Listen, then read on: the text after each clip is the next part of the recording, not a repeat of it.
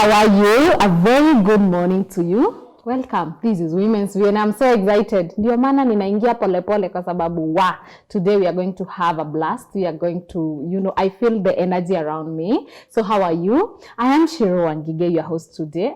Welcome so much for the show and karibu and thank you so much guys for your support. So today we'll be talking about something obvious. I know you're always excited and waiting to see leo Shiro ametuletea nini na kina nani. So today I've brought our guests and I know you're going to be excited about the topic. Why? Because you're going to be talking about GBV. Hey? Kwa nini tunaongea about GBV right now? Because today we are going to be talking about the main causes of GBV and especially those causes that people do not want to accept. Unasikiaga ile bitter truth. So that is what we are going to be having today because yes, as much as we do not want to have this conversation, but we need to come to an agreement that it has been going on. It goes on every time. Of course, najua hata leo kuna mtu ameamkia GBV, gender-based violence. So welcome so much to our show. And I know you're going to get something, to learn something. And out of it all, I say what? Unajifunza, unafunza mwenzako, unafunza a relative. So welcome so much. I don't want you to be left out. I want you pia ukue kwa hii conversation as we go through it. Kindly follow us on this conversation because I know it's going to be lit. Our social media handle at GBS TV Africa. Our SMS line is 21144. So thank you so much. And it is that moment. Yeah, we are going to know who are we with. Shiro akona kina nani hapa. So it is that time we're going to introduce our guest. And yes, karibuni sana. So we are going to start from our lady. Karibu. Thank you so much. Yeah, let the viewer ajue who are we with here. Uyu ni nani? Yeah. Okay. My name is Brenda Okemwa. I am a medical student, Bachelor of Medicine and Bachelor of Surgery student at the University of Nairobi, and with an organization by the name Respect that deals with sexual and reproductive health rights. Wow. Thank you so much, darling Brenda, and welcome so much. I'm happy to be here. Yeah, so the gentleman, the only one mwenye ako hapa. Yeah. Karibu. Thank you very much. Yeah. My name is Felix Mburu Njoroge. I am also a medical student at the University of Nairobi. I am also a volunteer with Team Respect, and I'm glad to be here. We deal with reproductive and sexual health advocacy and rights issues and teenagers, and I'm happy and looking forward to the conversation today. Wow. Thank you so much, guys. Why I'm so excited, especially mukiongea kuhusu from that side of professionalism, because I know we are going to be talking about something yenye, of course, munaijua kwa, closely. People have come maybe to you or you've gone to hospitals where you find those people who've gone through GBV and probably or you talk to them in depth and they might happen to have told you guys, this is why this has happened. This has been the cause. And that is why we are here and we want to know, because I feel it's something that has been going on. People do not want to talk about it, do not want to say it in front of the cameras, but it is good that we know. So what is GBV tuanze hapo on a layman's language? Ukipatana na mtoto akwambie GBV ni nini? What can we call it, Brenda? Okay. So just general from the word. Yes. Go gender. It basically means what you ascribe as. So we have male and female. At least in Kenya, that's what we mostly focus on. And then, so gender-based meaning, and then violence. We all know violence is when you act with like aggression towards someone else. So gender-based violence is specific type of aggression that is meted to someone, mostly because of that gender. So chances are you are in that situation, the person has more power to you, and then they're using that power against you. And it's mostly meted from one gender to the other. So it could be a man to a woman, or a woman to a man. Yeah. So that's in the simplest way. Yeah. And nimeielewa hata better actually. So and when we are talking about that, nimesikia umesema it could even be from a woman to a man, we are in Africa.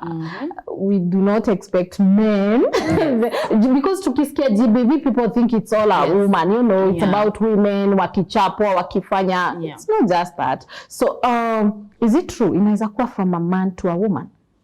A woman to a man? Yes. Yes, that is very true. And as Brenda said, it's also one of the most prevalent types of human rights violations. And when it comes to men, because of our cultural setting, you find that because of the social stigma that comes with a man not being able to control his family or his woman. So when any man goes forward and reports that I'm being abused by my partner, the first perception is that this is a weak man. So it's prevalent, and even when it comes to men specifically, it's even more underreported when it comes to men than even in women, because of the stigma that comes with. Yeah, so it is very much present, and in all the forms. We've also seen it in the media also, of men being abused by their partners, and then also those ones that people hardly talk about the other different types. So it's the psychological violence in those relationships that are outside there. Yeah. So let me just asking for someone, for my viewer, I would like to know, huwa tunasikia gender-based violence tunasema ni kuchapwa. Yes, let's talk about that part ya kuchapwa. Mshawahi kuwa na cases ama happen to come across a case yenye imekuwa worse? Juzi tunajua tukukatwa mkono. Is there any other more damage yenye mtu ashaikuja amefanyiwa kwa mwili ikamharibu, now my life has been changed? I'll take that. And we've even seen it on TV. First of all, death is the worst. We've had so many people die. I think even right now, there's a case about the rally driver who just died. It was a violent situation. We don't know facts, yes, but they So death is the worst case scenario. We've seen people mutated. Kwanzia wale watu walikuwa nakatwa their private parts. I think it was a problem a few years back where drunk men in certain regions, you would come home and then you would have your manhood cut off. So there's mutation. You could lose a leg. People have lost arms. People have had head injuries.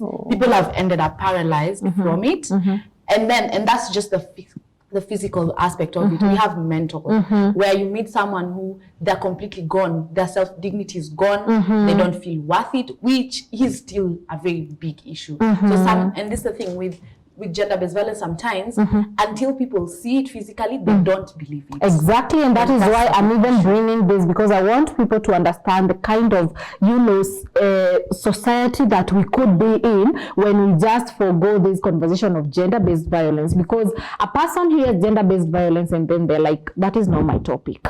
I'm not going to sit and, so that is why I wanted to know, is there any more, kuna kukua una imagine umekatwa tu una kabisa, and that's worse. And then they think these are people who are drunkards, ni wao tu ufanywa hivyo. But I remember there was a case like I think 2-3 years ago. This person was just okay, and they just had a misunderstanding at home, and then poof, hana. So I think it's the acid one in the face. Kuna the one of also the most common, especially against women, is being thrown at acid on your face. And I remember a few years back, I think it was in Pulse, they did an article where the woman, they'd broken up, she'd left the husband who was abusive. Found her, I think it was in town, it was a public space, and threw acid on her. So there's also that, you see. And now I'm saying, for us, most people think until it can be seen, until I can say, hapa ni jua linikata, then it's not GBV. Utaambiwa urudi, hadi ile siku, you will lose a limb. Good. Now this has brought me to this good question. What are the main causes? Because we've been having it. So men have been abused. Their privates have been mutated. What has caused to that? Because at Wezi a man can just wake up one morning and just cut off my hand. I cannot just wake up and, pour acid on your face. There must be causes. Zenye huwa tuna overlook actually. Ndio unasikia akisema until I'm done this, that is when I'll know that this is gender-based violence. Before we get to there, what could be the main causes, Felix? So when it comes to the causes of GBV, there are many causes, but in our setting, I feel like one of the major causes is our cultural beliefs. So what has been wired in some of the men out here because of how they grew up, what they've been taught by the people around them, what they see probably through their demigods on social media and such. So you'll find that they've been hardwired to sort of believe that for me to be a dominant man in my family, I have to be violent. I have to be violent. You have to keep your wife disciplined. You hear such terminology being used. The disciplined woman is the one mwenye anachapwa, anakuwa violent. Unamchapa. So, and even out there as they go and meet and chat with their buddies, it's something they praise. You know, like, yes, you beat your wife. You mean so? Yeah, so you'll find, okay, it's changing, but then there's a time you'd find that like people are actually like praising each other for being, and then you'll find like when a woman runs away after being beaten by the partner, they're told to just go back and avumilia tu. Mwanamke ni kuvumilia. Oh God. Yeah. So I feel his statement, Brenda, imagine now we are those women that lazima ni kuchape. Sometimes I heard there's those women wanasema ndio mwanamke atulie lazima achapwe. Them they know that. Do you think women we are also, celebrating the part that also tunafaa kuchapwa because that is celebrating? And that's true. And is it wrong? It is. But do we blame them? Not completely, because then that would be victim blaming. Because it's a matter of culture. Kama kwenu, you grew up in a house, mama yako alikuwa anachapwa. You see, for you, that you equate that to love. Si baba yako alikuwa anasema napenda mama yako sana na alikuwa anamchapa, bas. There's even women who would say kama haja kuchapa hakupendi sana. Those things. And you see, it's cultural. I think even last year or early this year, BBC did a documentary around GBV in Kenya, and there was a group of men na walikuwa wanakuwa interviewed and they were saying things like, bibi akikuja siku ya kwanza kwa nyumba, you have to beat her, ndo ajue sasa. Ajue amekuja hapa sasa mimi ndo kusema. Yes. And they were actually celebrating, kweli. And to the group of men, the Kenyan men right here, it's on YouTube. They were gladly saying that and they were supporting each other. Unamchapa siku ya kwanza ndio ajue. Also, there's, as young girls, even if you grew up around your dad, there's just things you would hear your uncles speaking about, your father, things they would tell you. Mwanamke ni ukiolewa ni hivi. So kama ulitoka familia yenye generally unajua baba yako alipenda mama yako kweli na alikuwa anamchapa, meaning it is part of the process. So hata nikislapiwa 2-3 hivi na day ananipenda, ako passionate about me. So you see, and that is where we have cases where kuna women who even say, there's women you will find who will say kama haja kuchapa hakupendi, hakupendi. Felix, let's talk about that scenario because when we're talking about this thing, we are even talking about that person mwenye ana date. Sijui ama mumeona hizo scenarios. I'm like, oh my God, why are we celebrating a boyfriend akichapa a girlfriend? And probably ukiangalia to most, the chances are huyu boyfriend akona kama 5 mock in in courtship kama hiyo, and wana celebrate, wameenda wakakunywa mahali and then wanaanza kuchapana. Felix, wewe on that side of a man, the other side, because now we are talking about it ukiwa his side. When you're on that side, kuchapa mwanamke according to men inawapea ego yao, does it add to their ego? Ideally, for a normal human being who doesn't have insecurity issues, it shouldn't.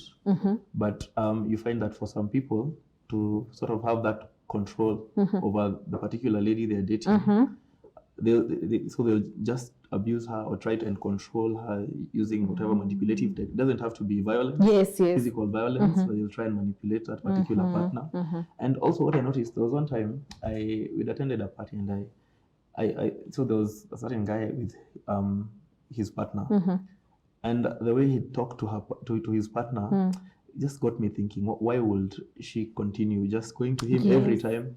Yeah, and then one time I just talked to a friend, and so they were saying that for them they prefer bad boys. Yeah, so there's that. There's something psychological and attractive about bad boys. About the bad boy kind of. And so you find that hiyo bad boy anamtesa, akona 5 other girls out there, but then hata akikuja amwambie sijui aje mistreat, they just have this. They'll crawl back and they'll try no, this one is too nice. No. By the way, they do not. to watch it here. Eh, It's too nice. Is it not ironical? yeah, it's ironical, and it's also, so you find that like the victim has sort of even like is also attracted to the oppressor, and they know they're being abused, but they so that's Unampenda. nampenda, and so you'll find that hata relatives wanakuja wanakuuliza wachane na kama marafiki wako wanakuja wanakuambia leave this guy ama umeona unashinda. Brenda, I think that is so unfortunate for women. It is. Yes, when we talk about cultural, benefits zenye watu get from that, hakuna.